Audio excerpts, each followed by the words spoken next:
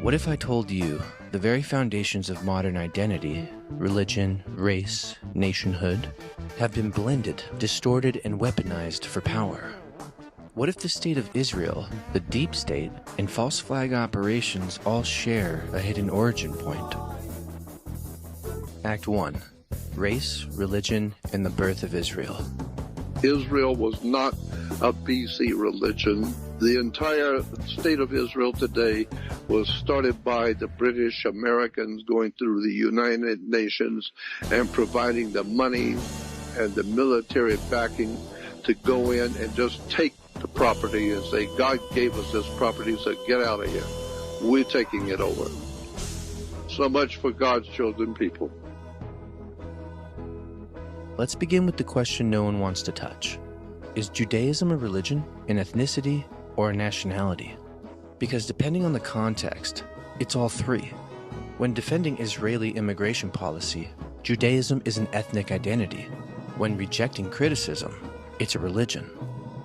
When defending military action, it's a people. When declaring global influence, it's a divine covenant. The definition shifts based on what needs to be defended. That's the manipulation, and any challenge is instantly labeled anti-Semitic. But if Islam is a religion and Christianity is a religion, why can't Judaism simply be just that, a faith? Why does it get to shapeshift between race, religion, and political shield? The answer lies in power. Zionism wasn't born out of scripture. It was born out of strategy. Most of its founders were secular. Theodore Herzl didn't write psalms, he wrote manifestos.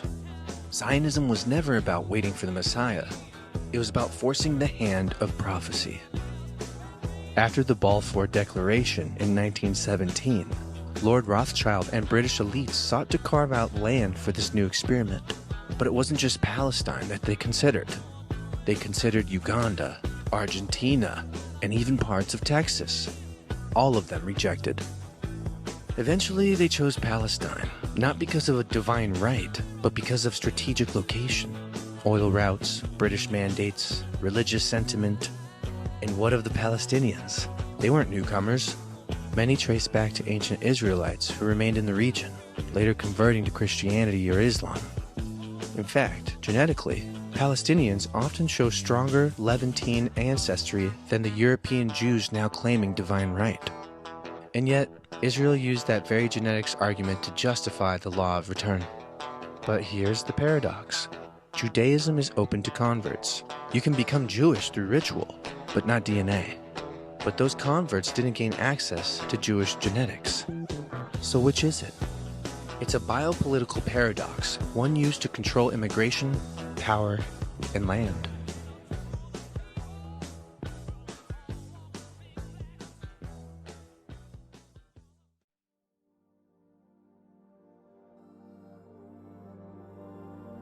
Now, enter Benjamin Netanyahu. Born in Tel Aviv in 1949, allegedly, with an early life filled with shadows.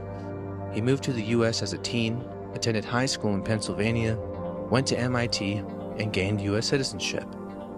But his social security file linked to 4 different names: Benjamin Netanyahu, Benjamin Netai, John J. Sullivan, and John J. Sullivan Jr. His credit record?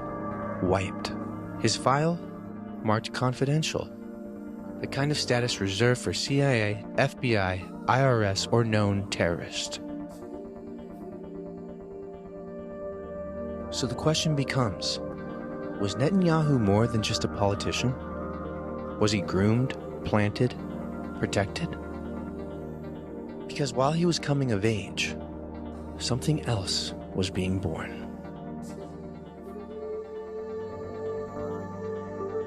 Act 2. Project Gladio, The Shadow Blueprint.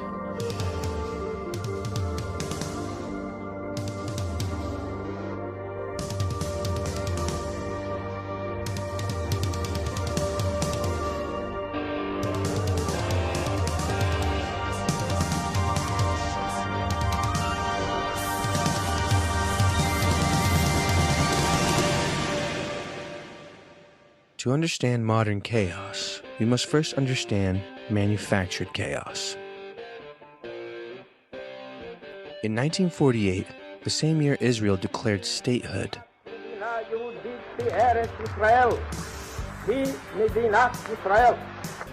another project was quietly born from the ashes of World War II, one that would reshape the battlefield not with tanks, but with terror. Its name? Project Gladio.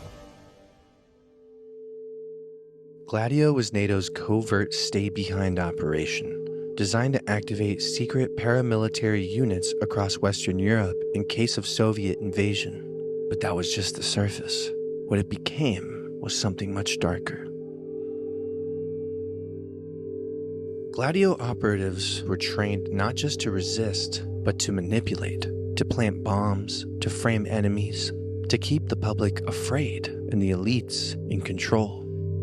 From the start, Gladio was backed by MI6 and the newly formed CIA.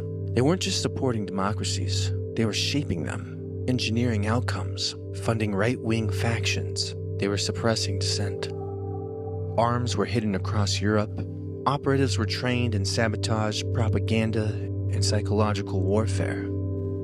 And in Italy, where the Communist Party was rising through legal democratic means, Gladio was activated.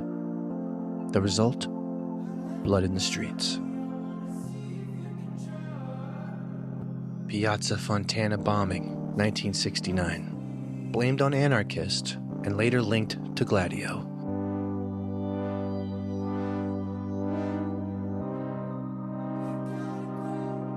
Bologna Massacre, 1980. 85 dead. Blamed on communists, tied to far-right elements inside NATO. This was not defense. This was orchestration. A strategy of tension. Keep the people afraid, keep them divided, and always, always justify more surveillance, more control, more war. But Gladio wasn't just European. The tactics migrated, the blueprint expanded. And in the years to come, we'd see these same methods play out in the Middle East. For example, 9/11, ISIS, October 7th, and who perfected the formula? Netanyahu. This operation will continue for as many days as it takes to remove this threat. For decades, the tyrants of Tehran have brazenly, openly called for Israel's destruction. 80 years ago, the Jewish people were the victims of a Holocaust perpetrated by the Nazi regime. Today, the Jewish state refuses to be a victim of a nuclear Holocaust perpetrated by the Iranian regime. A man who studied in the West, rose through Mossad-linked networks, and governed Israel with the doctrine of fear, surveillance, and reactionary violence. He didn't just learn from Gladio, he iterated it. And while the world watched terror unfold, few noticed who benefited. Who always got more power? Who always got more funding? Because Israel wasn't just a nation, it was a keystone in the Gladio network. Proxy, a lab, a stage.